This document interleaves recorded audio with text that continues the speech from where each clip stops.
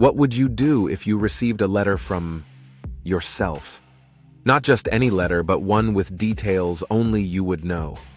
Imagine sitting alone in your room, going through your mail like any other day when there it is. A plain, unassuming envelope addressed to you in handwriting you recognize instantly. It's yours. But the catch? It's dated from the future. You'd probably think it's a prank, right? That someone's just messing with you. But here's where it gets strange. You open the letter, and it's packed with personal details that no one else could possibly know. Then, at the very top, scrawled in shaky handwriting, are the words, "If you want to survive, read this carefully and follow it exactly. Time is running out." Just like that, the room gets colder. You want to laugh it off, but something inside you won't let you. That's exactly what happened to me. At first, I dismissed it as some twisted joke, maybe even a mistake. I tossed it aside, determined to ignore it.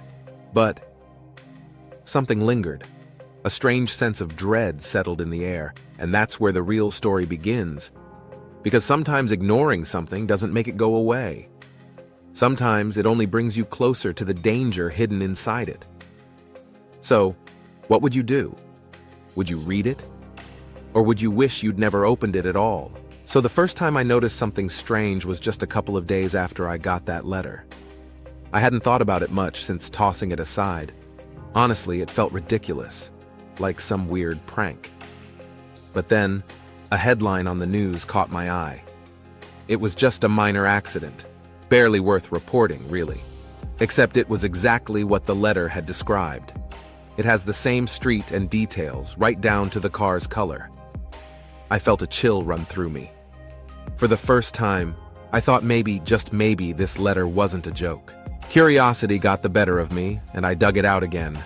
I scanned the words carefully, noting how each line had this strange urgency, as if it was screaming at me through the page. Against every logical thought, I decided I'd follow a few of the instructions. Not all of them, just enough to see if anything else lined up. And that's when things really started to get strange. The letter's instructions grew darker. First, it was small, odd tasks. Being in certain places at specific times, avoiding certain people for no apparent reason. But then, it asked me to do things I couldn't explain, like taking a random detour on my way to work, or staying away from places I'd usually go. Each time I followed an instruction, something unexplainable happened, either to me or to people around me. Friends mentioned strange things, almost casually, but the way they described them, I could tell I'd somehow caused those things. Reality itself felt off, like I was shifting it around me, but in the worst way possible. Every time I completed an instruction, I felt like I was falling deeper into some twisted plan that I couldn't see fully. By now, I was barely sleeping, always on edge. I'd even started avoiding people entirely, terrified of what the letter would have me do next. But then, the worst realization crept over me. What if the letter wasn't preventing anything? What if by following it, I was causing everything it warned me about? This revelation felt like a punch to the gut. The more I'd tried to avoid a disaster, the closer I seemed to bring it. Every choice felt like a mistake, like I was tangled in some web I couldn't break free from. I started feeling like a puppet, my life controlled by words on a page. At this point, I couldn't even trust my own instincts. Was I making decisions for myself, or was I just blindly following fate? And then came the final message. The letter hinted that something catastrophic was coming, something that could only be stopped if I did exactly as it said. But it didn't make sense. Every instruction I'd followed had only led me deeper into chaos. And now, here I was, caught between completing this last command or breaking free and risking everything. I can't even explain the horror of those last moments.